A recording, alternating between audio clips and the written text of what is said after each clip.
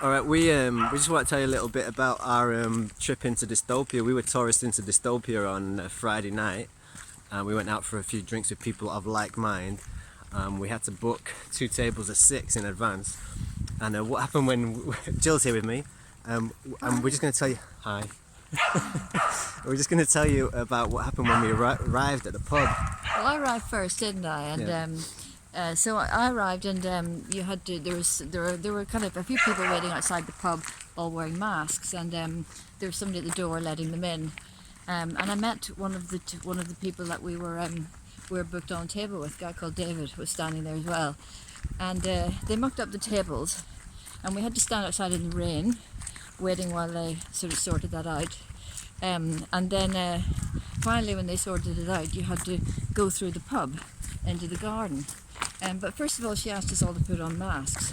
It was in the open air, and somebody said we don't have to put on a mask in the open air. And then as soon as you go in, what was really weird was there was this completely empty pub, and because we're a mixed group, we're not allowed to sit in the empty pub. So we have to go through the pub, use the hand sanitizer, and then we got taken out to this kind of, and I mean it was like something from a bad science fiction film. Yeah. I thought, really, because I said to somebody, it reminded me of the scene from Blade Runner, where Harrison Ford is walking around somewhere anyway, and it's dark and it's damp, and people are eating outside, and sort of. I don't know what it is, but they're sort of under umbrellas and stuff, and there's a mist everywhere, and it reminded me of that. All you would have needed was some mist to create a total Blade Runner type experience, and they had these little booths that were all specially made to cope with kind of mixed groups of people in the time of COVID. And so each little booth is kind of a self-contained thing. It's got a QR code on the wall to order, and it's got a little light, and you pull it once for a bit of heat, and you pull it twice for lots of heat. Yeah, they've got these basically. You've seen them. You know, people know how this is. Like the outdoor heaters are like for people who won't buy plastic straws because they're trying to conserve fuel and protect the environment. You sit outside in the open air, burning fuel to keep yourself warm with a little outside heater in a thing that they call a beer garden that's completely devoid of flowers and plants and greenery. It's like concrete with a picnic table out there.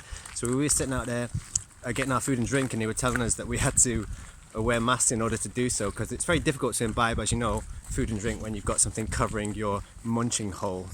Anyway, then it carried on.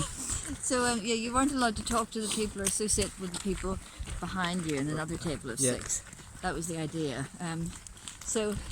To start off with, most of us either had old Nokia brick phones, or we didn't have phones that could cope with QR codes. Nobody knew in the group of 6. Nobody knew how to use a QR code.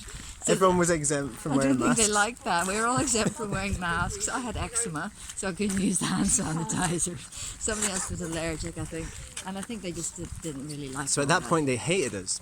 So I arrived a bit late and snuck in through the back entrance, so through the exit, and I didn't know all this had happened. And I sat down, and the first thing I heard was like, "Oh, your pizza's arrived, and you've only got 20 minutes to eat your food because it's a 2-hour booking."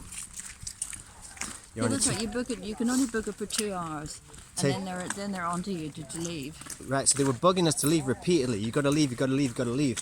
So eventually, we've done our 2 hours and we leave. And then we're standing outside milling around wondering what to do next. And at that point I realised that they were cleaning the tables, wiping them down. And these are picnic sort of tables. And they pulled up the seats to them, which suggested to me that no one was going to sit on those tables again. They folded the seat up. So I went back in and said to the pot collector, I said, you know, what's going on? There's 4 picnic tables here empty, and we've just left because you said you had another party coming. And he didn't really know what was going on, or he pretended not to. So then another lady had gone round the front to check if there was anyone coming into the pub through the front entrance, and there wasn't. So they'd lied to us about there being another party coming. And at that point, this lady who'd looked around the front just said to a woman who seemed to be the manager. She was only young though. She could have been like 21 or something.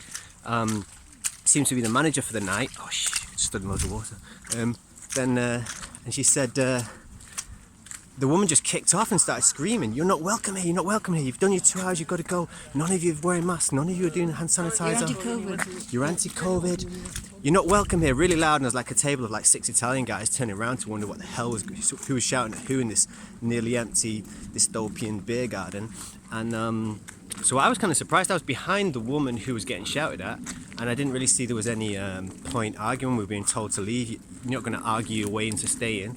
But just the vehemence of it, like the kind of, I've heard someone describe it as like the psychology of it is if you're really scared or you're fearful, then you get angry when people challenge your fear. But if something happened, anyway, this lady just went crazy, this young lady, and she wasn't much of a lady, but so we just left and went outside, and then you could see them all talking about us, gathering. And they were watching us, weren't they? Yeah, watching us. The public really, the pub garden looked very empty at this point, and so obviously we were congregating in a group which was probably about 12 people. Yeah, we were illegal.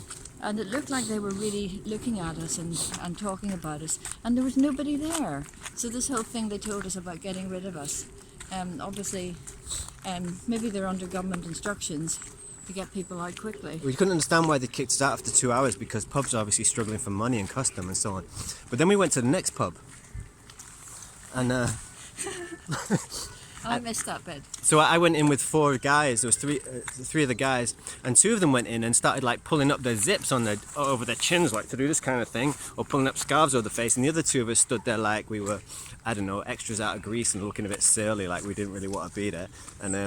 And this young girl who looks like Alice, Disney's Alice out of Alice in Wonderland, except if she was a waitress, came up and tried to start checking us in with QR codes, and you can see we've not done the sanitizer, they can see we're not doing it, and one of the lads started to give some fake number and fake name, and Alice started to get a bit upset with us. She came across like all bonny and happy, and then started to realise that we were insubordinate, and handed us a pile of masks, like these blue mask things, which one of the guys put in his hand and just walked off with instead of distributing amongst our party. And then she handed some more to this other lad, and he goes, "I'm exempt." And I was like, "Oh no, what do I say now?" Because it's the chances of you all being exempt and all being allergic to hand sanitizer get increasingly slim.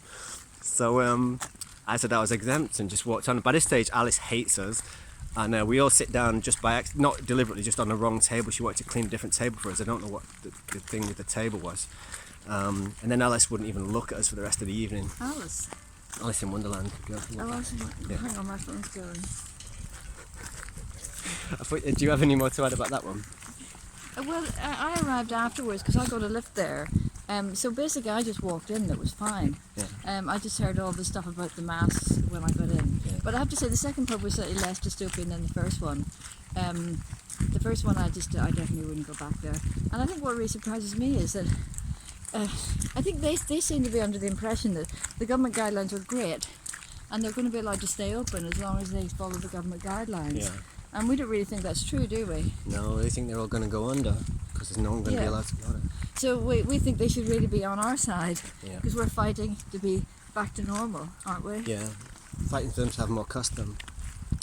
But anyway, that was our little trip to Dystopia the other day. More to follow, I'm sure. Yeah, leave it at that. See you later. Take care.